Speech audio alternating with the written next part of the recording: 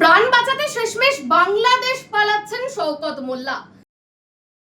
ভাঙড় বিস্ফোরণ কাণ্ডে এবার বড়সড় পদক্ষেপ নিল এনআইএ। ক্যানিং পূর্বের প্রাক্তন তৃণমূল বিধায়ক শওকত মোল্লাকে পলাতক ঘোষণা করেছে তদন্তকারী সংস্থা। আর শুধু তাই নয়, তিনি যাতে কোনোভাবেই দেশ ছেড়ে পালাতে না পারেন সেই কারণে ইতিমধ্যে তার সমস্ত তথ্য সীমান্তরক্ষী বাহিনী বিএসএফ এর সঙ্গে ভাগ করে নেওয়া হয়েছে। এনআইএ সূত্রে খবর, ভাঙড় বিস্ফোরণের যে মামলা, সেই মামলা তদন্তে বৃহস্পতিবার সকাল থেকেই শওকত মোল্লার বাড়ি, দলীয় কার্যালয় এবং একাধিক জায়গায় তল্লাশি চালানো হয়েছে।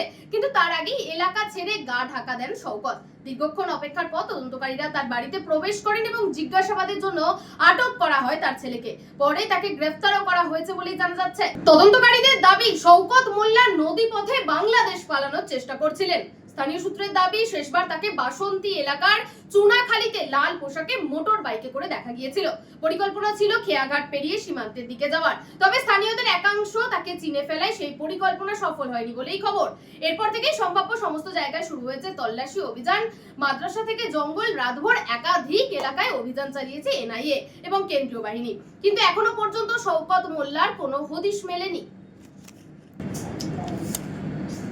আবারও একবার জানিয়ে রাখি, বিধানসভা নির্বাচনের আগে ভাঙড়ের চালতাবেরিয়া এলাকায় ভয়াবহ বিস্ফোরণের ঘটনায় একজনের মৃত্যু হয়েছিল এবং আহত হয়েছিলেন বেশ কয়েকজন। সেই মামলার তদন্তেই নতুন করে সক্রিয় হয়েছে এনআইএ।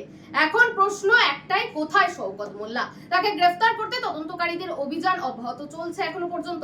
এই ঘটনাকে ঘিরে ইতিমধ্যেই রাজ্যের রাজনৈতিক মহলে শুরু হয়েছে তীব্র চর্চা।